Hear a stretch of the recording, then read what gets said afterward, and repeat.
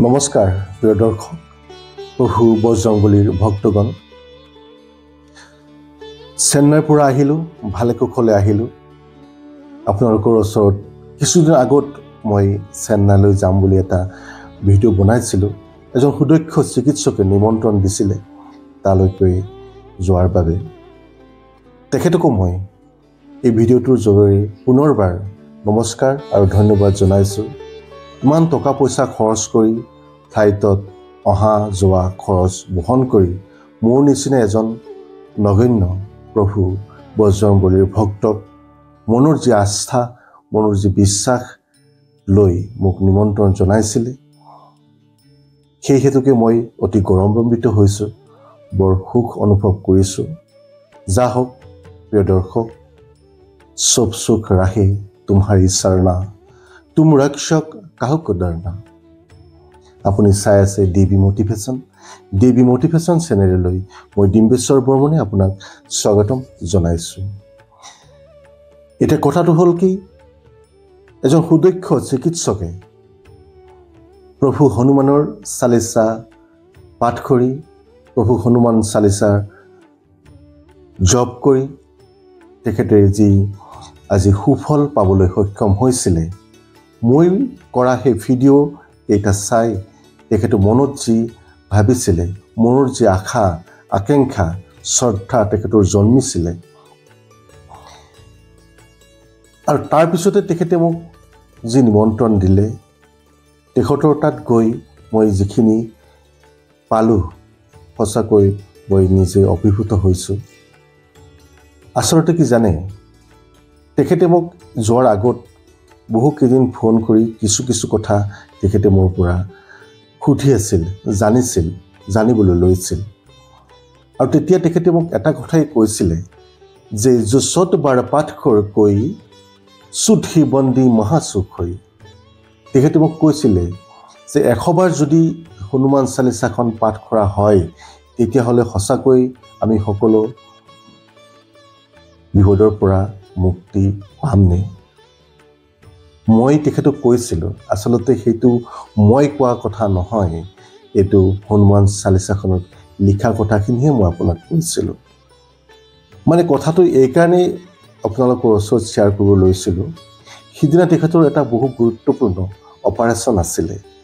আৰু তেখেতৰ মনত তেখেতৰ চিকিৎসা বিদ্যাত যিমানখিনি তেখেতৰ পাৰ্গত আছিলে তথাপিও মনত তেখেতৰ এটা শংকা জন্মিছিলে আৰু তেতিয়া সাৰথী হিচাপে প্ৰভু বজৰংবলীৰ শ্ৰী হনুমান চালিচাখন পাঠ কৰি তেখেতে এই অপাৰেশ্যন থিয়েটাৰত সোমাইছিলে আৰু বজৰংবলীৰ সেই চমৎকাৰ তেখেতে পাবলৈ সক্ষম হৈছিলে আচলতে কি জানে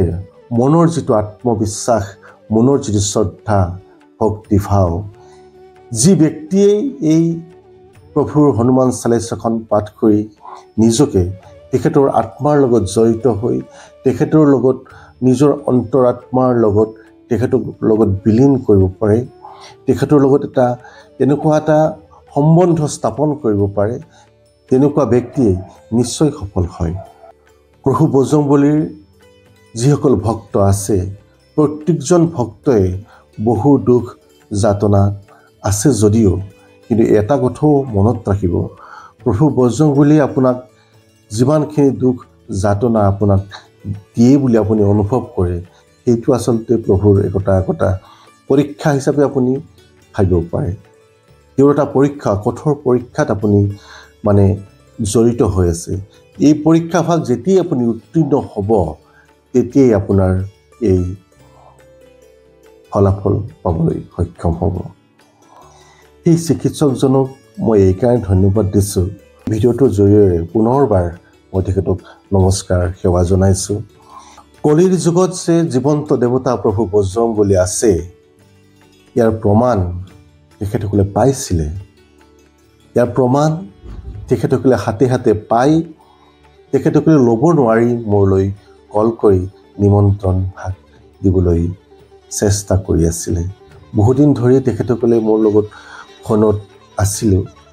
আমি আছিলোঁ দুইজনে কথা বাৰ্তাৰ মাজেৰে বিভিন্ন ধৰণৰ কথা আমি পাতিছিলোঁ কেনেকুৱা ধৰণৰ মানে পাৰ্চনেলি কথাও কিছুমান পতা হৈছিলে তেখেতৰ লগত, এইবিলাক বাৰু আপোনালোকৰ ওচৰত ব্যক্ত নকৰোঁ। কিন্তু যা হওক, প্ৰভু বজৰংবলীৰ এই যে চালিচা ভাগ আছে, ইয়াৰ উপৰি এটা মহত্বপূৰ্ণ এখন গ্ৰন্থ আছে, সেইটো হ'ল সুন্দৰকাণ্ড। প্ৰিয় দৰ্শক, হনুমান চালিচা যেনেকুৱা ধৰণৰ মাহাত্ম্যপূৰ্ণ চপাই আছে, সুন্দৰকাণ্ডতো সেই একেই ধৰণৰ চপাই, বহুত ধুনীয়া ধুনীয়া চপাই আছে। আপোনালোকে যদি সুন্দৰকাণ্ড পাঠ কৰা নাই, যদিহে কৰা নাই, নিশ্চয়কৈ আপোনালোকে সুন্দৰকাণ্ডখন চাবলৈ বা পাঠ কৰিবলৈ চেষ্টা কৰিব। সুন্দৰকাণ্ড পাঠ কৰিলে হনুমান চালিচাতকৈও বহু কথা আপোনালোকে জানিব পাৰিব, বহু কথা আপোনালোকে শিকিব পাৰিব। যিয়ে সুন্দৰকাণ্ড পাঠ কৰে, তেওঁৰ জীৱন যে সুন্দৰ হ'ব, এইটো সুন্দৰকাণ্ড পাঠ কৰি থাকোঁতেই আপোনালোকে গম পাব, বা সুন্দৰকাণ্ড এই কথা চপাইবিলাকত আপোনালোকৰ এই সকলো প্ৰশ্নৰে উত্তৰ আপোনালোকে পাবলৈ সক্ষম হ'ব। প্ৰিয় দৰ্শক, আশা কৰোঁ আজি এই ভিডিঅ'টোৰ পৰা আপোনালোকে অলপ হ'লেও উপকৃত হ'ব। মই এইকাৰণে আপোনালোকৰ কথাখিনি জনাবলৈ লৈছোঁ যে আমিতো এজন সাধাৰণ নাগৰিক বুলি ক'লেও ভুল নহ'ব। তেখেতসকল একোজন বহু গণ্যমান্য শিক্ষাৰে শিক্ষিত এজন চিকিৎসক, ডক্টৰৰ ডিগ্ৰী লৈ তেখেতসকলে সেনেকুৱা আসনত তেখেতসকলৰ এতিয়া বিভিন্ন মানুহক তেখেতসকলে চিকিৎসা প্ৰদান কৰি আছে। তাৰ পিছতো তেওঁলোকে যে এই হনুমান চালিচা বা সুন্দৰকাণ্ড পাঠৰ প্ৰতি আগ্ৰহ দেখুৱালে, এই হনুমান চালিচাৰ প্ৰতি, প্ৰভু বজৰংবলীৰ প্ৰতি যিটো তেখেতসকলৰ ভক্তিভাৱ, শ্ৰদ্ধাভাৱ আছে, অন্তৰ পৰা তেখেতসকলে যি প্ৰভু বজৰংবলীৰ এই সুন্দৰকাণ্ড